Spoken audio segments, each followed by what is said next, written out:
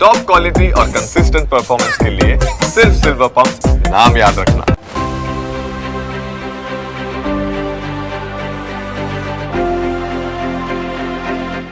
નમસ્કાર, આપનું સ્વાગત છે ન્યૂઝ કેપિટલ પર. હું છું કુશાગ્ર. અમે લઈને આવી રહ્યા છે વિશેષ કાર્યક્રમ ટેરોટ ટિપ્સ, અને આ પ્રોગ્રામની અંદર અમે દિનચર્યામાં સમાયેલા ટેરોટ જે પ્રિડિક્શન્સ હોય છે અને સાથે અનેક રસપ્રદ પાસાઓ પર ચર્ચા કરવાના છે, અને આપને આપના જીવનમાં ટેરોટથી થતી વૈજ્ઞાનિક દ્રષ્ટિથી સકારાત્મક માર્ગદર્શન આપીશું. અને આ કાર્યક્રમમાં સાપ્તાહિક રાશિ અનુમાન અને ટિપ્સ ઉપરાંત આપણે ઘણા રસપ્રદ વિષયોમાં પણ ચર્ચા કરવાના છે. અને આ બધું જ આપને સમજાવવાના છે શ્રેષ્ઠ અને અનુભવી ટેરોટ એક્સપર્ટ મોનાલી જૈન, કે જેમણે ટેરોટના અનેક પાસાઓ પર અભ્યાસ અને અનુભવ મેળવ્યો છે. મોનાલીજી, આપનું ખૂબ ખૂબ સ્વાગત છે ન્યૂઝ કેપિટલ પર. તો ટેરોટ ટિપ્સ, અને ટેરોટ ટિપ્સની અંદર સૌથી પહેલાં તો મોનાલી, આપની પાસે એ જાણવું છે કે ટેરોટ કાર્ડ હોય છે શું અને તેનું સાયન્સ કેવું હોય છે? તો સૌથી પહેલાં ટેરોની બેઝિક ઇન્ફોર્મેશન આપીએ કે ટેરો આવ્યું ક્યાંથી અને આ ટેરો નામ પડ્યું ક્યાંથી. તો જે આ તારા હતા એ તારાના બેઝ ઉપર અનુમાન થતા હતા. જે પહેલાં ટેરો કાર્ડ રીડર હતા એ તારાના માધ્યમથી અનુમાન કરતા હતા, અને એટલા માટે જે પહેલાં ટેરોનું નામ હતું એ હતું ટારો, TARO. જે ટી છે સાયલેન્ટ છે, અને આ જે છે એ બહારના દેશોમાંથી આવેલી પદ્ધતિ છે. ઘણા લોકો એવું કહે છે કે આ ભારતની બી પદ્ધતિ છે, પણ વધારે પડતા લોકો આને એવું કહે છે કે આ બહારથી આવેલી પદ્ધતિ છે, એટલે યુરોપની પદ્ધતિ છે. ઘણા કહે છે ઇજિપ્તમાં આનો યુઝ થતો હતો, પણ આ પદ્ધતિ જે છે એ સૌથી સરળ અને ઇઝી પદ્ધતિ છે. આ પદ્ધતિમાં 5 જે તત્વો છે, જેને પંચભૂત તત્વો કહેવાય છે, એ પંચભૂત તત્વના માધ્યમથી આપણે કાર્ડ્સના પ્રિડિક્શન કરતા હોઈએ છીએ. બિલકુલ. અને આ ટેરોટ કાર્ડ છે તે કયા પ્રકારના હોય છે, અને તે ભવિષ્યની જે ઘટના હોય તેનું અનુમાન કેવી રીતના, પ્રિડિક્શન્સ કેવી રીતના કરતા હોય? તો જે ટેરો કાર્ડ છે એ 5 તત્વોના બેઝ ઉપર બનેલા છે. સૌથી પહેલાં જે મેજર આંકના કહેવામાં આવે છે, એટલે જેને આકાશ તત્વ કહેવાય છે. આકાશ તત્વના બેઝમાં એટલે બીજા 4 એલિમેન્ટ છે, જેને કહેવાય છે water element, fire element, air element અને અર્થ એલિમેન્ટ. એટલે જળ તત્વ, અગ્નિ તત્વ, વાયુ તત્વ અને પૃથ્વી તત્વ. અને આકાશ તત્વના જે કાર્ડ છે એને મેજર આંકના કહેવાય છે, અને બાકીના જે 4 તત્વો છે જેને કહેવાય છે માઇનર આંકના. 78 કાર્ડ્સ હોય છે, એટલે 14, 14, 14, એટલે 14 ચોકુ 56, અને બાકીના જે 22 કાર્ડ છે જેને મેજર આંકના કહેવામાં આવે છે. આ કાર્ડ્સને એવી બ્યુટિફુલ રીતે ડિઝાઇન કરવામાં આવ્યા છે કે તમારે એમાં સિમ્પલી તમારા ટ્રસ્ટ અને ફેથ ઉપર ક્વેશ્ચન્સ પૂછવાના હોય છે. એટલે જ્યારે બી તમે ટેરો કાર્ડ રીડિંગ કરાવડાવો તો સૌથી પહેલી જે ઇમ્પોર્ટન્ટ વસ્તુ છે કે તમને આ પદ્ધતિ ઉપર ટ્રસ્ટ અને ફેથ હોવો જોઈએ. બિલકુલ. અને આ ટેરો કાર્ડની વાત કરીશું આપણે, તેનું એક સાયન્સ સમજીએ આપણે, અને દર્શકોને પણ એ સમજાવી દઈએ કે આ કાર્યક્રમ શરૂ થઈ રહ્યો છે. દર સપ્તાહ આપના જે પ્રેડિક્શન્સ છે, અનુમાન છે, તે આપને જોવા મળશે, અને ટેરો કાર્ડના આધારે આપણે એ પણ સમજીશું. પરંતુ આજનો જે પહેલો એપિસોડ છે તે આપને સમજાવી રહ્યા છે, ટેરો કાર્ડથી અવગત કરાવી રહ્યા છે કે તે કામ કેવી રીતે કરે છે અને તે પ્રિડિક્ટ કેવી રીતે કરે છે, તે આપણે મોનાલીજી પાસેથી સમજી રહ્યા છે. પરંતુ આ કાર્ડ આપે જેમ કીધું એમ 78 કાર્ડ છે, અને આ તમામ કાર્ડ જુદા જુદા રીતે અલગ અલગ 5 તત્વો સાથે સંકળાયેલા હોય છે.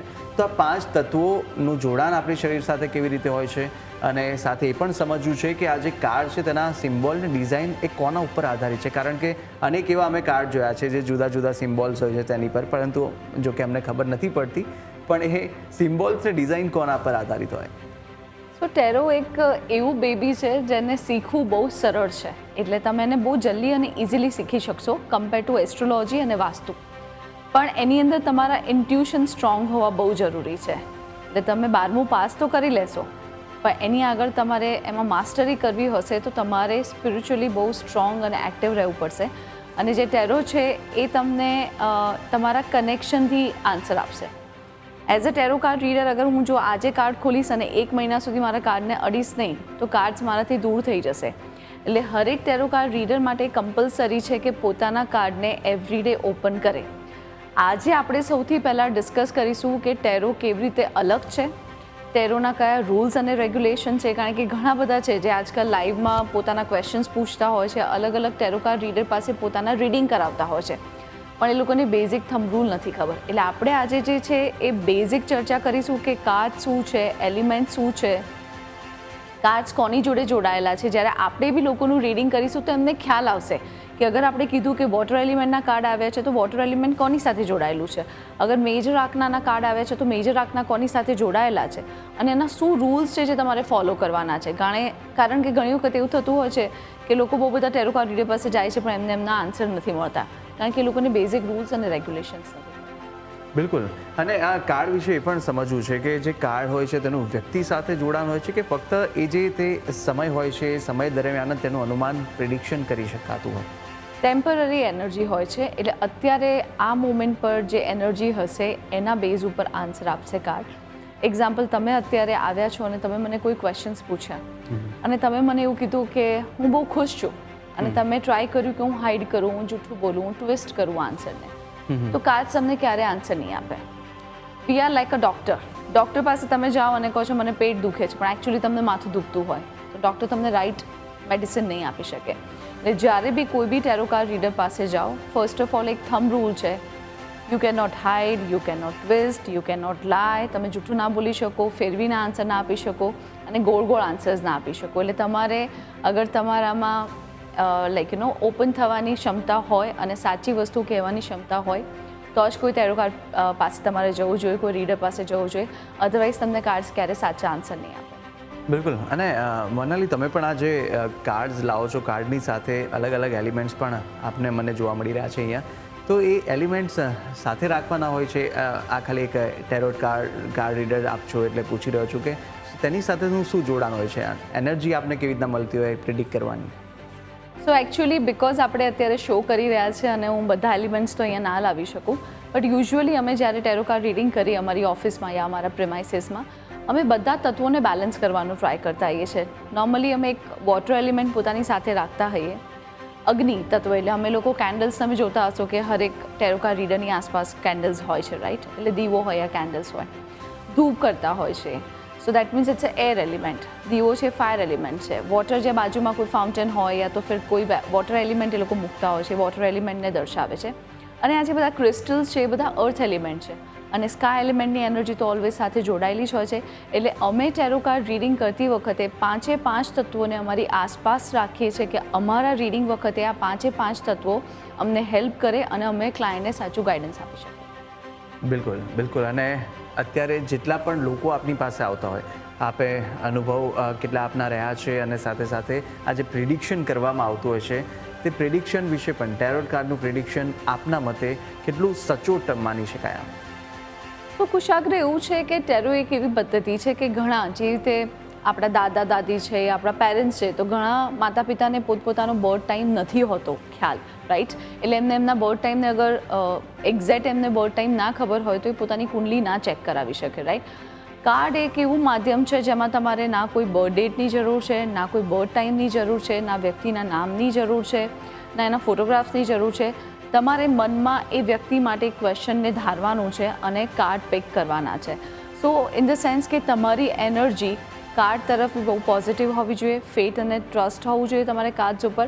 અને જે વ્યક્તિ આવે છે એ બહુ ખુલ્લા મન સાથે આવે, ઇન ધ સેન્સ કે પોતે રેડી હોય કાર્ડ્સને એક્સેપ્ટ કરવા માટે અને રિયાલિટી બતાવવા માટે. એટલે આમાં એટલું સરળ માધ્યમ છે કે તમારે કોઈ ડિટેલ્સ, કોઈ વસ્તુની જાણકારીની જરૂર નથી. વાસ્તુ માટે મને એક ઓફિસ કે કોઈ જગ્યા જોઈએ, ન્યુમરોલોજી માટે મને બર્થ ડેટ જોઈએ, કુંડલી માટે મને બર્થ ટાઈમ જોઈએ, પણ કાર્ડ્સ માટે મને કશું જ નથી જોઈતું. ખાલી એક ફેથ અને ટ્રસ્ટની જરૂર છે, because this is all about the energy. આપણે એનર્જીને એક્સચેન્જ કરીએ છીએ.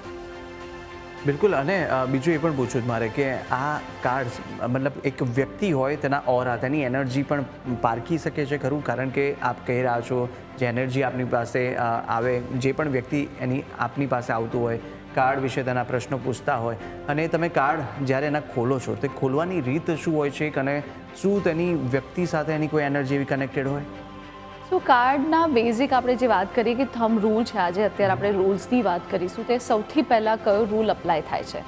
તો જ્યારે બી કોઈ ક્લાયન્ટ આવે ત્યારે મેં જે પહેલાં કીધું એ પ્રમાણે કે ક્લાયન્ટ જોડે તમારે ડિસ્કસ કરવાની જરૂર છે કે તમે કોઈ બી વસ્તુ હાઇડ ના કરો, જૂઠું ના બોલો, ગોળ ગોળ ફેરવીને આન્સર્સ નહીં આપો. તમારે જે વસ્તુ છે તમારે ટુ ધ પોઈન્ટ વાત કરવાની છે, એટલે સાચી હકીકત તમારે બતાવવાની છે ક્લાયન્ટ્સને. સેકન્ડ વસ્તુ, કોઈ બી ક્વેશ્ચન્સ તમારે રિપીટ નથી કરવાનો. એક્ઝામ્પલ, તમે મને કીધું કે મારું નવું ઘર ક્યારે થશે, રાઈટ? અને મેં કાર્ડ પિક કર્યું અને સમહાઉ એવું આવ્યું કે ઘર અત્યારે થવાના ચાન્સીસ નથી. તો બી એક માણસની આદત છે, હ્યુમનનું નેચર છે કે જ્યારે કોઈ વસ્તુ એને જોઈતી હોય ત્યારે વારે ઘડી એનું માઇન્ડ એ જ વસ્તુમાં ફર્યા કરે અને એવું એક્સપેક્ટ કરતો હોય કે કાશ મને મારા ટેરો કાર્ડ રીડર પાસેથી પોઝિટિવ આન્સર મળી જાય. તમને એવો ખ્યાલ ના હોય કે કાર્ડ્સ કેમ ના પાડી રહ્યા છે, રાઈટ? એટલે તમે ટ્રાય કરો કે તમે ફેરવીને સેમ ક્વેશ્ચન પૂછો. સો કોઈ બી ક્વેશ્ચનને તમારે same question again and again નથી પૂછવાનો. એક વખત કાર્ડે આન્સર આપી દીધો, તમારે એ કાર્ડ ઉપર ટ્રસ્ટ કરવાનું છે, રાઈટ?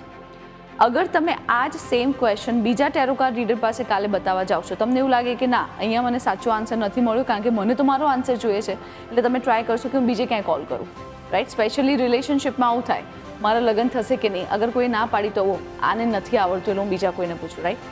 તમે બીજા ટેરો કાર્ડ રીડર પાસે બતાવવા જાઓ અને તમે પૂછો. સો જ્યારે બી તમે એકના એક ક્વેશ્ચન કોઈ ટેરો કાર્ડ રીડરને પૂછો છો, દેટ મીન્સ કે તમને કોઈ બી કાર્ડ ઉપર ટ્રસ્ટ નથી. એટલા માટે તમે વારે ઘડી તમારા આન્સર્સને તમે એવું વિશ કરો છો કે આન્સર્સ મને પાછો મારો મળી જાય અને એ આન્સર મને મારો ફેવરેબલ જે આન્સર છે એને મને ફેવરેબલ આન્સર મને મળી જાય. સો દેટ મીન્સ કે તમે એ આન્સર વારે ઘડી પૂછ્યા કરો તો બી તમને આન્સર સાચા ના મળે. એટલે એક ક્વેશ્ચનને તમારે એક જ વખત પૂછવાનો છે અને સેમ ક્વેશ્ચન તમારે 1 મહિના પછી રિપીટ કરવાનો છે.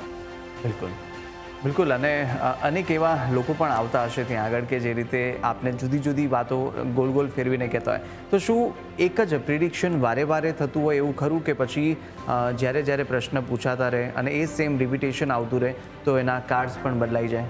હા, રિપીટ તો ક્વેશ્ચન કરવાના જ નથી આપણે. અગર રિપીટ ક્વેશ્ચન કરશો તો કાર્ડ્સની એનર્જી ફ્લક્ચ્યુએટ થશે અને તમને ટ્રસ્ટ નથી એટલે તમે વારે ઘડી પૂછ્યા કરો છો. કાર્ડ્સ ક્લોઝ હોય છે ઓલવેઝ અને તમારે કાર્ડ્સને પિક કરીને આપવાના હોય છે. કાર્ડ્સ ઓપન કરવાની ઓથોરિટી હંમેશા ટેરો કાર્ડ રીડર પાસે હોય છે. એટલે ક્લાયન્ટ હંમેશા કાર્ડને પુલ કરીને આપશે અને ખોલશે નહીં. બિલકુલ બિલકુલ. અને આગળ પણ ચર્ચા આપણે ચાલુ રાખવાના છે, પરંતુ હાલ રોકાઈશું એક નાનકડા વિરામ માટે. આપ જોતા રહો ન્યૂઝ કેપિટલ.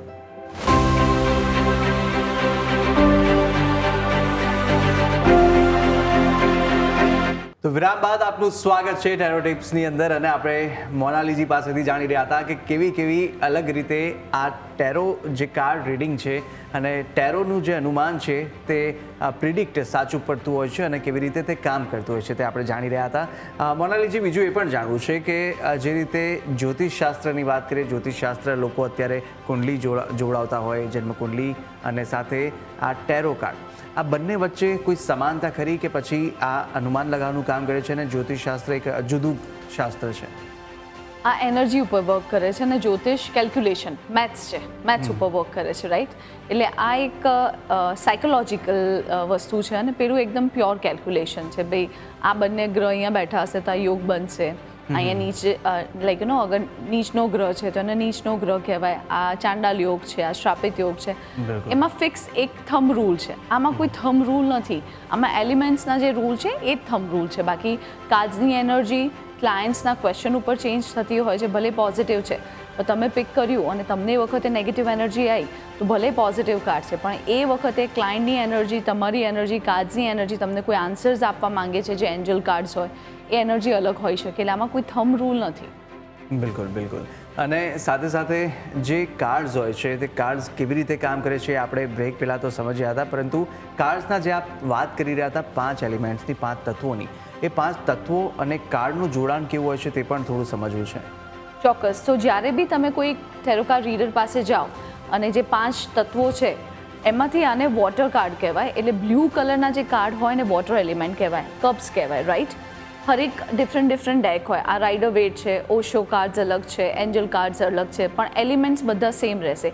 એટલે જ્યારે બી વોટર એલિમેન્ટ્સના કાર્ડ આવે તો વોટર એલિમેન્ટ્સ હંમેશા વ્યક્તિના ઇમોશન સાથે જોડાયેલું હોય છે. દેટ મીન્સ પ્રેમ, લાગણી, અનુભૂતિ, સહાનુભૂતિ, એકબીજા વચ્ચેનું લાઈક એનું રિલેશનશિપ, આ બધી વસ્તુ વોટર એલિમેન્ટ્સ કાર્ડ સાથે જોડાયેલા હોય છે. દેટ મીન્સ અગર તમે કોઈ ક્વેશ્ચન પૂછો કે મારા આ વ્યક્તિ સાથેના રિલેશન કેવા છે અને વોટર એલિમેન્ટ્સના કાર્ડ આવે, દેટ મીન્સ કે એકબીજા જોડે ઇમોશનલ કનેક્શન છે. એ પોઝિટિવ છે કે નેગેટિવ છે એ કાર્ડ ઉપરથી ખબર પડે.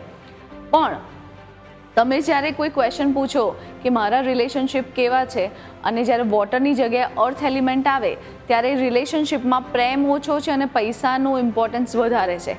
એટલે ક્વેશ્ચન કયા છે અને એ વખતે કયા ઇમોશન એટલે કયા તત્વો આવે છે એ બહુ મેટર કરે છે. ઇમોશન વખતે ઇમોશનલ જ કાર્ડ આવવા જોઈએ.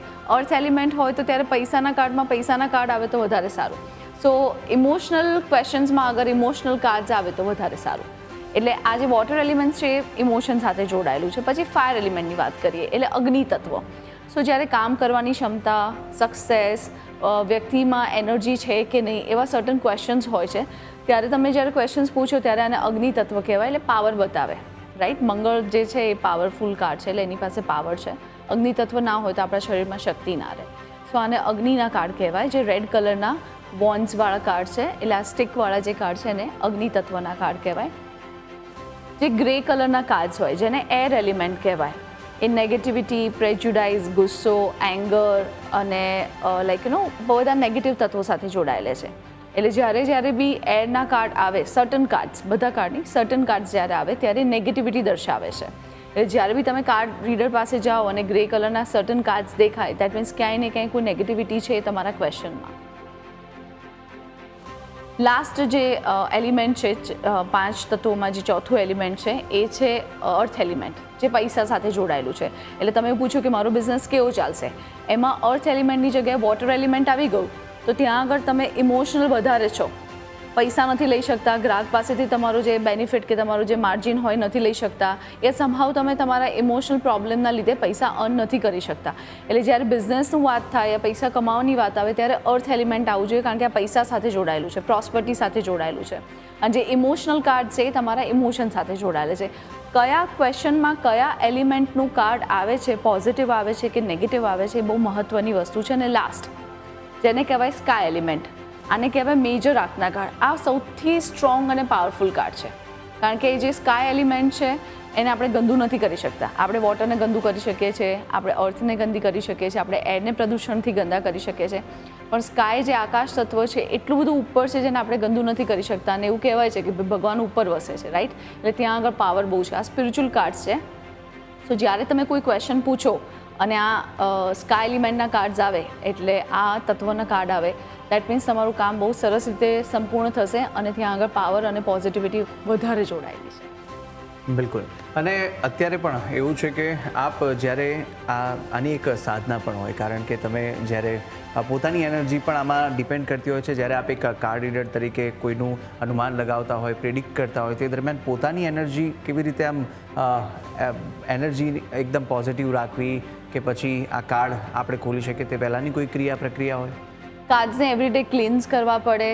ધૂપથી કરી શકો તો પોતે તમે એને ચાર્જ કરી શકો છો, હિલિંગથી તમે એને પાવર આપી શકો છો, એનર્જી આપી શકો છો.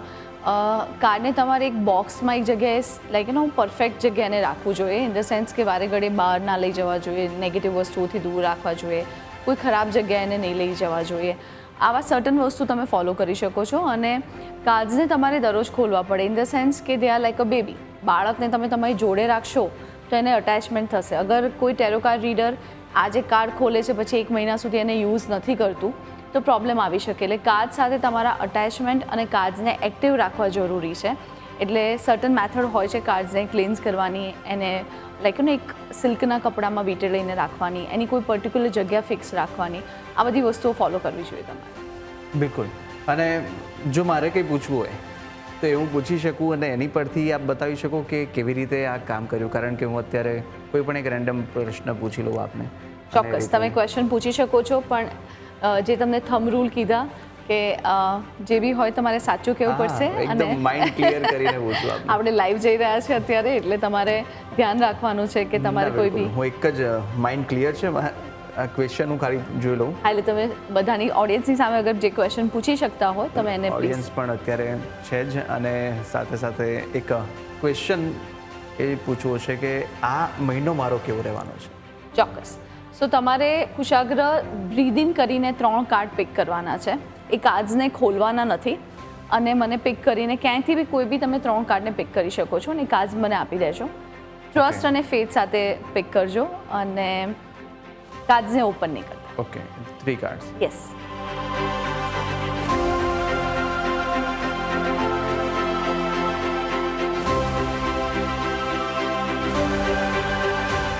ઓકે, જે ફર્સ્ટ કાર્ડ આવ્યું છે પેન્ટાકલ્સનું આવ્યું છે, એટલે અર્થ એલિમેન્ટનું આવ્યું છે. સેકન્ડ કાર્ડ આવ્યું છે એ ફાયર એલિમેન્ટનું આવ્યું છે. અને થર્ડ કાર્ડ આવ્યું છે એ સ્કાય એલિમેન્ટનું આવ્યું છે. એટલે જે તમારા આવાવાળા દિવસો છે એ પોઝિટિવ જશે, બરાબર.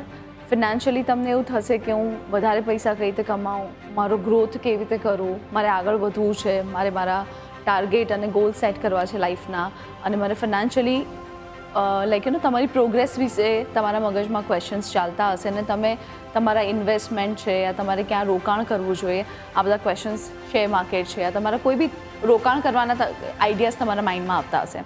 બીજી વસ્તુ છે કે બીજા કોઈ સિટીમાં યા બીજા કોઈ દેશમાં કઈ રીતે તમે પ્રોગ્રેસિવલી આગળ વધી શકો અને ગ્રોથ બતાવી રહ્યો છો. એટલે તમે ડે બાય ડે તમારી પોઝિશન અને તમારા પોતાના વ્યક્તિત્વને કેવી રીતે તમે હાયર અને બેટર કરી શકો, બરાબર, કારણ કે આ ગ્રોથનું કાર્ડ છે. અને જે લાસ્ટ કાર્ડ છે એ સ્પિરિચ્યુઅલ કાર્ડ છે. એટલે તમને ભગવાનમાં શ્રદ્ધા અને તમારી જે ભક્તિ છે એ તમને વધારે ડે બાય ડે આગળ તમને પોઝિટિવલી લઈ જાય છે અને ડે બાય ડે તમને વધારે સ્ટ્રોંગ અને તમારા જે અફર્મેશન્સ હશે યા તમારું જે વિચારવાની ક્ષમતા હશે એ ડે બાય ડે પ્રોગ્રેસિવ વેમાં આગળ વધી રહી છે. ત્રણેય કાર્ડમાંથી એક બી કાર્ડ નેગેટિવ નથી આવ્યું, ત્રણ કાર્ડ પોઝિટિવ છે. એક જે પૈસાનું કાર્ડ છે એમાં તમે થોડા કન્ફ્યુઝ યા મૂંઝાયેલા છો કે ફાઇનાન્શિયલી કઈ રીતે બેટરમેન્ટ થાય, ક્યાં ઇન્વેસ્ટમેન્ટ કરું, હું કઈ રીતે આગળ વધારે પ્રોગ્રેસિવ થઈ શકું, એક બતાવી રહ્યો છે. બાકી તમારા ત્રણ કાર્ડ સરસ છે, કોઈ એવા નેગેટિવ કાર્ડ છે નહીં. એટલે આવાવાળો જે ટાઈમ છે પ્રોગ્રેસિવ અને પોઝિટિવ જશે. બિલકુલ.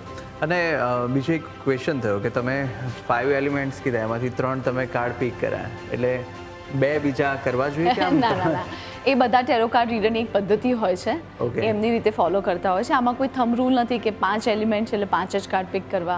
ઇવન 1 કાર્ડથી બી ચેક કરી શકીએ છીએ. એક કાર્ડ લીધા પછી ફોલોઈંગ 3 કાર્ડ્સ બી લઈ શકીએ છીએ. ઘણા લોકો 5 કાર્ડ, ઘણા લોકો 7 કાર્ડ લેતા હોય છે. એટલે આના કોઈ ફિક્સ રૂલ્સ નથી. આ બધા ટેરો કાર્ડ રીડરની પોતાની પદ્ધતિઓ છે, એ એમની પદ્ધતિ પ્રમાણે ફોલો કરતા હોય છે. અત્યાર સુધી આપને કોઈ એવો અનુભવ થયો છે કે કોઈ વ્યક્તિ હોય જેનું અનુમાન પ્રિડિક્શન કર્યું હોય અને એ પ્રિડિક્શન હાલની સિચ્યુએશન કરતાં એ પ્રિડિક્શન ખૂબ જ ડિફરન્ટ, એટલે કે પ્લસ માઇનસ, એટલે જમીન આસમાનનો ફરક હોય અને એ અચીવ કર્યું હોય? એટલે તમારા ક્વેશ્ચનને સમજી ના શકીએ. એટલે અનુમાન પરફેક્ટ થયું હોય કે અનુમાન ખોટું પડ્યું હોય? અનુમાન પરફેક્ટ થયું, પરંતુ વ્યક્તિ કે જે ખૂબ જ લો હોય અને એ હાઈ પર જવાની એની કોઈ આશા ના હોય, પરંતુ એ પ્રિડિક્ટ જે થયું હોય કે એ હાઈ પર જશે અને આપણે પણ ઘણીવાર આપણને વિચાર આવી જાય કે ના આટલું તો એ જમ્પ નહીં કરી શકે, પણ એવું કંઈ થયું? યસ. સો હું નામ નહીં લઈ શકું બિકોઝ આપણે પ્લેટફોર્મ ઉપર છે ન્યૂઝના, ત્યાં કોઈના નામ નહીં લેવાય. પણ બહુ મોટી એક ઇવેન્ટ કંપની હતી.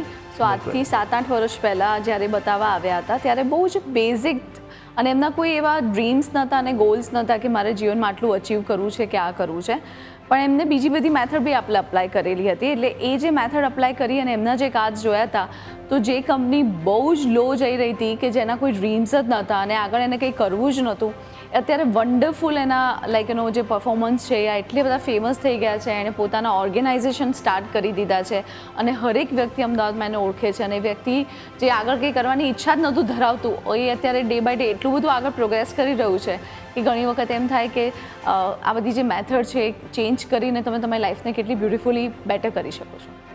બિલકુલ. અને બીજું એ પણ પૂછવું છે કે એ જે વ્યક્તિ હોય કે જેને આપણે જેની માટે પ્રિડિક્ટ કરવાનું હોય, તો એ વ્યક્તિ ત્યાં હાજર હોવો જરૂરી છે કે ભાઈ ફોન પર, કોલ પર, દૂરથી આપણે જે પણ ક્લાયન્ટ હોય તે? યસ. ઓનલાઈન કન્સલ્ટેશન આપણે કોવિડના લીધે નહોતા કરતા, આપણે ફ્રોમ ધ ડે 1 કરતા હતા, રાઈટ.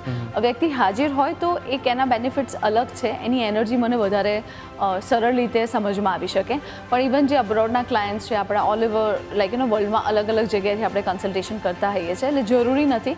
અને તમારા અગર કોઈ ક્વેશ્ચન્સ તમારા મધર માટે હોય તો તમારા મધરનું ત્યાં હોવું જરૂરી નથી. તમે તમારા મધરના બિહાફમાં ક્વેશ્ચન પૂછી શકો છો. કોઈ ફ્રેન્ડ બી પોતાના ફ્રેન્ડ માટે કન્સલ્ટેશન કરાવી શકે છે.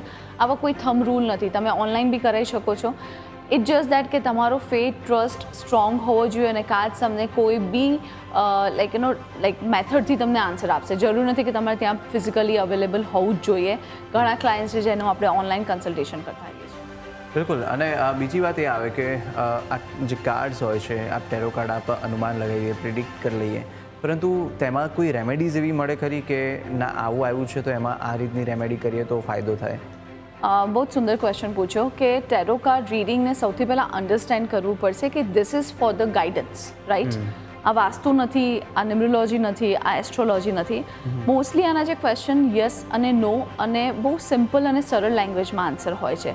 એટલે એવું કહેવાય કે અગર આ કાર્ડ નેગેટિવ છે તો હું ક્રિસ્ટલ પહેરી લઉં, નંગ પહેરી લઉં, કે હું આ વિધિ કરાવડાવી દઉં તો મારા આ કાર્ડ બેલેન્સ થઈ જશે, એવું ના હોય. તમારે એને એક્સેપ્ટ કરવું પડશે. આ કાર્ડ આવ્યું છે તો આવી વસ્તુ તમારા જીવનમાં થવાની સંભાવના છે, રાઈટ? રેમેડી હોય છે યુરોપિયન મેથડમાં, બહુ બધી રેમેડી હોય છે જે યુરોપિયન મેથડથી હોય છે, પણ એને તમારે અન્ડરસ્ટેન્ડ કરવું પડશે કે તમે એવું વિચારશો કે હું આને 100% ચેન્જ કરી શકું એટલી મારી પાસે શક્તિ હોય આ રેમેડીમાં. એવું નથી. એને બેટર કરી શકે છે, પણ કમ્પ્લીટલી એ હર્ડલને તમારી લાઈફમાંથી નીકાળી ના શકે. રેમેડી છે, પણ કોઈ ક્રિસ્ટલ કે કોઈ પ્રોડક્ટ કે કશું ફોલો કરવાની, કંઈ ખાવાનું કે કંઈ બાંધવાનું કે કોઈને દાન કરવાનું એવું નથી. એની સિમ્પલ અને સરળ પદ્ધતિ હોય છે જે યુરોપમાં ફોલો થતી હોય છે. બિલકુલ. અને આપણે જે રીતે અત્યારે જોતા આવ્યા છે કે ન્યુમરોલોજી પણ અત્યારે ખૂબ જ ટ્રેન્ડિંગ કરી રહ્યું છે અને નંબરના આંકડા પ્રમાણે પણ અત્યારે લોકો પ્રિડિક્ટ કરી રહ્યા છે કે ના આ દિવસે નહીં, આ દિવસે નહીં, આ નંબર આવી રહ્યો છે. ન્યુમરોલોજી અને સાથે આ ટેરોટ કાર્ડ એ બંનેમાં સમાનતા અને ડિફરન્સ તેમાં કોઈ લઈ શકાય? હરેક અકલ સાયન્સની જે મેથડ છે એ બધી પંચભૂત તત્વ પર બેઝ છે. એટલે ઇવન જે નંબર્સ છે એ જે 1 થી 9 નંબર છે એ બી તત્વો સાથે જોડાયેલા છે. વાસ્તુ બી પંચભૂત તત્વ પર છે. કુંડલીના જે ગ્રહો છે એ બી પંચભૂત તત્વ પર છે. અને કાર્ડ છે કે ઓરા ક્લિન્ઝિંગ છે યા ચક્રાસ આપણે બેલેન્સ કરતા હોઈએ છીએ, રેકી કરતા હોઈએ છીએ, એક્સેસ બાર, પ્રાણી ખીલિંગ જે બધું કરતા હોઈએ છીએ એ બધું પંચભૂત તત્વ પર છે. પણ હરેક મેથડની કેલ્ક્યુલેશન કરવાની પદ્ધતિ અલગ છે.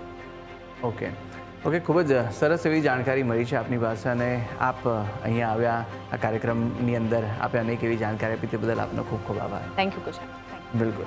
અને ન્યૂઝ કેપિટલ પર શરૂ થઈ રહ્યા આ વિશેષ કાર્યક્રમની અંદર શરૂઆતમાં અમે આપને ટેરોટ કાર્ડ્સની જાદુઈ દુનિયાની એક ઝલક આપી છે અને આશા છે કે આ માહિતી આપને ઉપયોગી અને પ્રેરણાદાયી લાગી હશે. આવતા સપ્તાહે ફરી આ જ સમય મળવાના છે અને ત્યાં સુધી મને આપશો રજા. ફરી મળીએ. નમસ્કાર.